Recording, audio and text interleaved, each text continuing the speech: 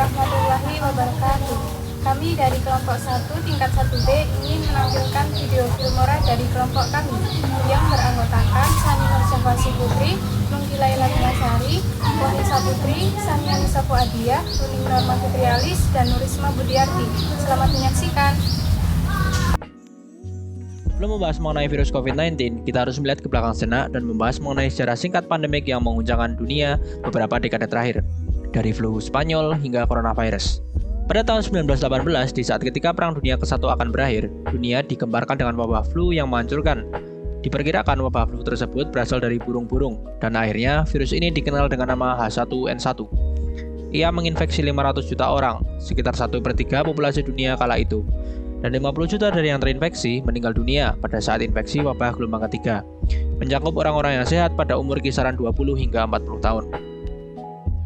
Kemudian, pada tahun 1957, muncul flu baru di Asia Tenggara. Flu ini pertama ditemukan di Hong Kong dan Singapura. Virus ini diberi nama dengan virus H2N2.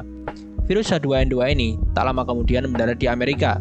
Virus ini memakan korban hingga 1 juta lebih kematian di berbagai negara, dan 10% dari jumlah korban tersebut berasal dari negara Amerika. Kemudian pada tahun 1968 muncul kembali virus yang sangat menular dan juga cepat menyebar ke berbagai negara. Virus ini diberi nama H3N2.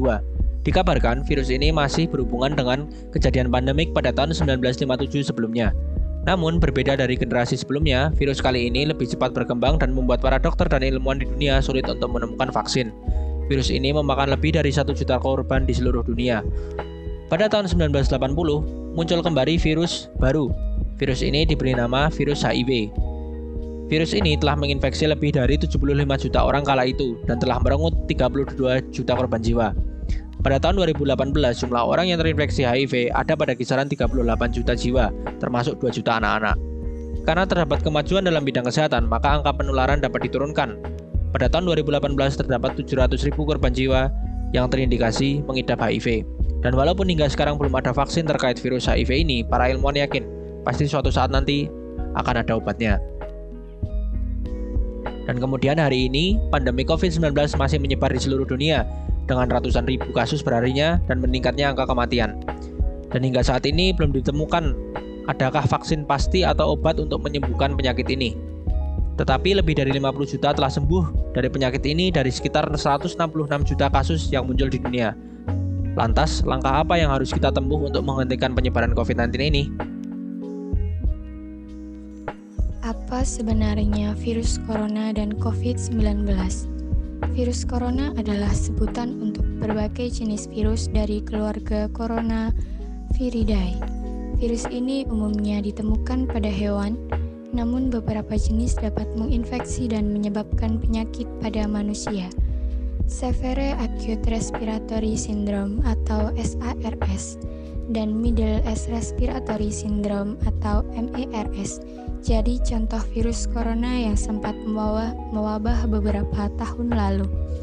Sementara itu, COVID-19 adalah penyakit yang disebabkan oleh virus corona jenis baru yang pertama kali ditemukan pada 31 Desember lalu.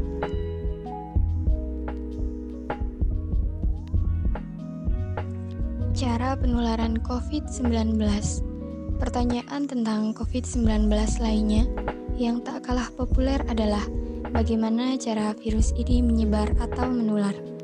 WHO menjelaskan bahwa sebagian besar virus corona bisa menginfeksi lewat droplet atau cipratan liur yang bisa keluar dari mulut orang atau hewan sakit. Seseorang bisa terinfeksi virus corona bila terpapar secara langsung, misalnya menghirup droplet halus, atau bila memegang permukaan yang tercemar lalu tak disadari menyentuh wajah. Lalu timbul pertanyaan berapa lama virus ini bisa bertahan di lingkungan luar. Menurut WHO, studi menunjukkan COVID-19 dapat bertahan paling lama sampai 72 jam di permukaan tertentu. Oleh karena itu, disarankan agar membersihkan permukaan yang sering disentuh dengan disinfektan. Gejala COVID-19. Gejala yang ditimbulkan COVID-19 bisa beragam untuk tiap orang. Ada yang sama sekali tidak memiliki gejala, Namun ada juga yang hanya dalam hitungan jam dapat mengalami kesulitan bernapas yang berujung fatal. Cara cegah COVID-19. Mencegah jadi cara yang dinilai paling baik dalam menghadapi wabah COVID-19. WHO merekomendasikan agar orang-orang saling menjaga jarak minimal 1,5 sampai 2 meter. Selain itu, disarankan juga agar memakai masker,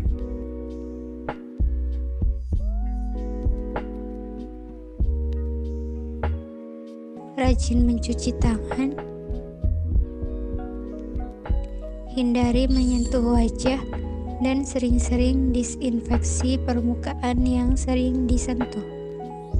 Terima kasih telah menyaksikan video dari kelompok kami. Wassalamualaikum warahmatullahi wabarakatuh.